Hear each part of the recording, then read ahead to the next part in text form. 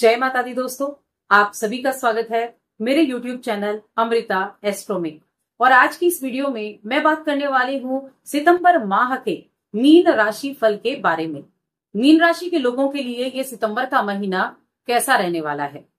तो देखिए, इस महीने में सबसे पहले हम ग्रहों की स्थिति के बारे में जानेंगे कि आपकी ये जो कुंडली है इसमें ग्रहों की स्थिति कैसी रहने वाली है। अब यहाँ अगर आप देखें तो देखिए, राहु महाराज आपकी लगन में विराजमान है और पूरे महीने आपकी लगन में ही विराजमान रहेंगे, आपकी लगन में ही बैठे रहेंगे। इसके बाद गुरु बृहस्पति जो आपकी राशि के स्वामी भी होते हैं वो आपके तीसरे भाव में बैठे हैं, जो कि बहुत ही अच्छी पोजीशन पर है। चौथा घर जो माता का घर होता है वहां मंगल बैठे हैं, मंगल का भी राशि परिवर्तन नहीं है, मंगल भी यहीं विराजमान रहेंगे। आपका छठा घर जहां की सूर्य और बुध की युति है, 4 सितंबर तक बुध आपके पंचम में रहेंगे, उसके बाद छठे में आ जाएंगे और फिर इन दोनों ग्रहों का ही राशि परिवर्तन होगा। आपका सप्तम भाव जहां केतु और शुक्र की युति है, केतु तो यही रहेंगे लेकिन शुक्र का राशि परिवर्तन हो जाएगा। उसके बाद आ जाता है आपका 12वां भाव जहां शनि बैठे हुए हैं, पूरे महीने यही रहने वाले हैं। अब किन ग्रहों का राशि परिवर्तन होना है? 16 सितंबर को सूर्य का राशि परिवर्तन होगा। सूर्य अपनी राशि सिंह राशि से निकलकर कन्या राशि में प्रवेश करेंगे, जो कि आपके लिए आपका सप्तम भाव होता है। उसके 3 दिन बाद 18 सितंबर को शुक्र का राशि परिवर्तन होगा और शुक्र कन्या राशि से निकलकर अपनी मूल त्रिकोण राशि तुला राशि में प्रवेश कर जाएंगे, जो कि आपका अष्टम भाव होता है। उसके बाद 23 सितंबर को बुध का राशि परिवर्तन होगा और बुध भी कन्या राशि यानी अपनी ही राशि में प्रवेश कर जाएंगे। ये कुछ ग्रहों का परिवर्तन हो गया। अब इनका जो प्रभाव है वो किस तरह से देखने को मिलेगा, चलिए जानते हैं। अब देखिए, छोटा सा रिक्वेस्ट है सबसे पहले कि अगर आप चैनल पर पहली बार आए हैं तो चैनल को जरूर सब्सक्राइब करें। वीडियो के अंत में आपको कुछ जरूरी उपाय भी सुनने को मिलेंगे, वो आप जरूर सुने। अब ओवरऑल स्थिति क्या रहेगी, तो सबसे पहले मैं बात करूंगी आपके लिए करियर के बारे में कि आपका करियर कैसा रहने वाला है। तो देखिए, जब हम कुंडली को देखते हैं तो इसमें हमारा 10वां भाव, कुंडली का 10वां भाव हमारे करियर का भाव होता है और आपके 10वें भाव के स्वामी, आपकी राशि के स्वामी गुरु बृहस्पति होते हैं। और गुरु बृहस्पति आपके लग्न के और आपके 10वें घर के स्वामी होकर 3rd हाउस में बैठे हैं। यानी कि मेहनत तो रहेगी लेकिन उस मेहनत का रिजल्ट अच्छा मिलेगा। आप जहां नौकरी करते हैं वहां आपको आपके सहयोगी, आपके जो साथ काम करने वाले हैं उनका सपोर्ट मिलेगा। आपके लिए जब भी आवश्यकता होगी उनका सपोर्ट मिलेगा। नौकरी में स्थिति भी अच्छी रहेगी। अपने काम को लेकर बहुत अधिक प्रेरित रहेंगे, मेहनत करने से पीछे नहीं हटेंगे, क्योंकि ये जो तीसरा घर है ये होता है मेहनत का, हार्ड वर्क का। तो यहाँ हार्ड वर्क करने से पीछे नहीं हटेंगे। थोड़ा आलस जरूर आ सकता है, तो आलस को आपको त्यागना होगा, क्योंकि उस आलस की वजह से अपने कामों को बिगाड़ सकते हैं और बाद में पछताना पड़ सकता है। आलस को त्याग दें। जब लगे ना आलस आए कि ये आज नहीं ये कल कर लेते हैं, तब उस आलस को त्यागना है और जो काम जब के लिए है तभी उसको पूरा करना है। तो इस चीज का तो खास तौर से आपको ध्यान रखना होगा। साथ में व्यापार की मैं बात करूं तो देखिए, व्यापार का घर है आपका सप्तम भाव जहां की शुक्र मौजूद है और केतु है। अगर आप देखें तो 1, 2, 3, 4, 5 गुरु यहाँ अपनी पंचम दृष्टि डाल रहे हैं और साथ में देखें शनि, तो 7वीं दृष्टि शनि की 12वें पर और 8, 9, 10वीं दृष्टि आपके भाग्य पर जा रही है। व्यापारियों के लिए भी स्थितियां यहाँ अच्छी बनी है। व्यापार के स्वामी होते हैं बुधदेव। बुधदेव पहले पंचम में रहेंगे, उसके बाद ये आपके छठे में आ गए, लेकिन 23 सितंबर को ये आपके सप्तम में आ जाएंगे। व्यापार के लिए स्थितियां अच्छी हैं। नए नए आइडियाज आपके पास होंगे, नए आइडियाज पर आप काम कर सकते हैं। आपके पास विचारों की कमी नहीं रहेगी, आपके पास योजनाओं की कमी नहीं रहेगी, लेकिन वक्त होता है योजना पर अमल करने का। योजना बनाई, अमल नहीं किया तो कोई फायदा नहीं। इसीलिए योजना पर काम करना भी जरूरी है, जो आपको मंगल देव देने वाले हैं। मंगल आपके चौथे घर में बैठे हैं और 1, 2, 3, 4 चौथी दृष्टि से मंगल भी आपके सप्तम को देख रहे हैं। तो व्यापार के लिए ये महीना काफी अच्छा रहने वाला है। व्यापार के लिए कोई दिक्कत नहीं है।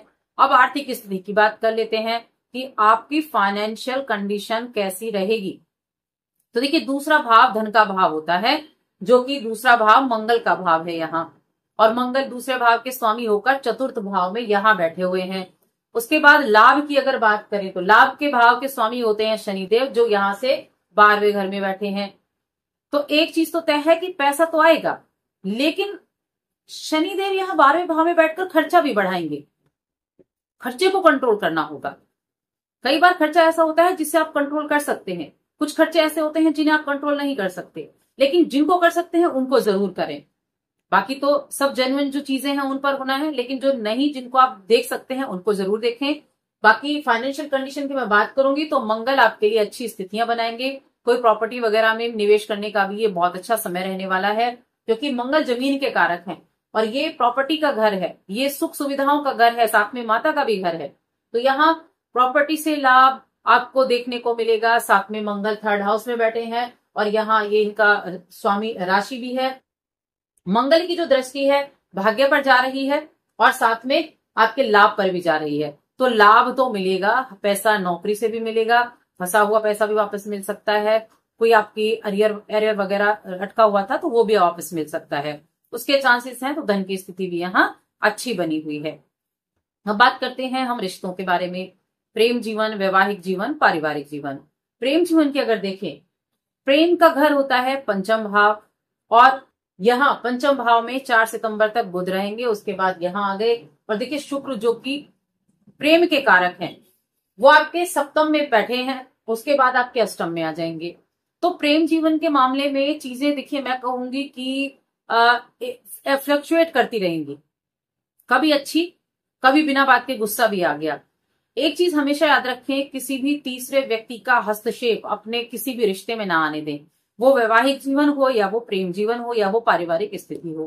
प्रेम जीवन के मामले में ठीक ठाक रहेगा, उतार चढ़ाव थोड़ा बहुत कहीं बनेगा, द्वंद हो सकता है, लेकिन ओवरऑल देखेंगे तो अच्छी स्थिति रहेंगी, क्योंकि 7म में शुक्र है और केतु भी है। लेकिन यहां जब बुध आ जाएंगे तो स्थितियों को संभालने का कार्य करेंगे, तो थोड़ा तो सावधानी रखनी आपको बनती है कि जब भी ऐसा लगे कि कुछ विवाद की स्थिति होने वाली है, ऐसे में आपको शांत रहकर अपने रिश्ते को बचाना है, अपने रिश्ते को अपने आप को काबू में रखना है। तो थोड़ा सा स्ट्रांग यहाँ आपको जरूर बनना होगा। प्रेम जीवन में यहाँ मैं कहूंगी ठीक ठाक रहेगा। प्रेम जीवन के मामले में बस किसी भी रिश्ते में तीसरे का हस्तक्षेप ना हो पाए। पारिवारिक जीवन की बात करते हैं तो परिवार का भाव है यहाँ 2रा भाव, जिसके स्वामी मंगल देव हैं और मंगल देव विराजमान है 4थे घर में। परिवार में एक कुटुंब में एक बाउंडेशन बॉन्डिंग होती है, वो बॉन्डिंग तो रहेगी, लेकिन जो आपकी राशि के जातक हैं वो कहीं ना कहीं बात करते समय कुटुंब में उग्रता दिखा सकते हैं। तो उस समय आपको ध्यान रखना है कि आपके मुंह से कुछ ऐसे शब्दों का प्रयोग ना हो जाए जो बातों का गलत मतलब निकलवा दे। बस उस चीज का ध्यान रखना है। बाकी तो चीजें ठीक रहेंगी, बदलेंगी भी और बिगड़ेंगी भी और सुधरेंगी भी। ओवरऑल देखेंगे तो महीने के एंड तक चीजें जो हैं ठीक रहेंगी, क्योंकि देखिए राहु यहाँ बैठे हैं। राहु क्या करते हैं, मन को भटकाते हैं, दुविधा दे देते हैं, एनर्जी भी देते हैं, कुछ करने की चाहत भी देते हैं, लेकिन साथ में डाइवर्ट भी कर देते हैं, कहीं ना कहीं गुस्सा भी दिला देते हैं। तो ऐसी स्थिति में बस थोड़ा सा आपको ध्यान रखना होगा। आपके स्वास्थ्य की अगर मैं कहूं तो देखिए ये 6ठा भाव है जहां पर सूर्य और बुध हैं, और 8म भाव है, यहाँ बाद में शुक्र आ जाएंगे। जोड़ों का दर्द जैसी समस्याएं हो सकती हैं, जोड़ों का दर्द हो गया, आंखों संबंधी समस्याएं होगी, तो उन लोगों को जिनको पहले से ये प्रॉब्लम है उन लोगों को थोड़ा सा ध्यान रखने की आवश्यकता है। बाकी तो ठीक ठाक ही रहेगा, ऐसी कोई बड़ी परेशानी नहीं दिख रही है। अब आ जाते हैं हम शिक्षा पर कि शिक्षा के लिए कैसा है। तो देखिए यहाँ बुध रहेंगे, उसके बाद जो बुध है वो आपके 6ठे में चले गए, फिर 7म में चले गए। जो प्रतियोगी परीक्षा की, कॉम्पिटिटिव एग्जाम की तैयारी कर रहे हैं उनके लिए मैं कहूंगी बहुत अच्छा मौका इस महीने में मिलेगा, क्योंकि आप अगर अपनी थोड़ी सी तैयारी बढ़ा दें तो इस महीने में अगर आप एग्जाम में बैठते हैं तो वहां ज्यादा चांसेस हैं आपके सफल होने के।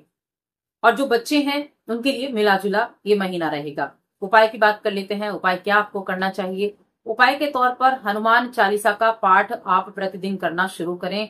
पूरे महीने हनुमान चालीसा का पाठ अगर आप करते हैं तो बहुत बेनिफिट देने वाला आपको रहेगा।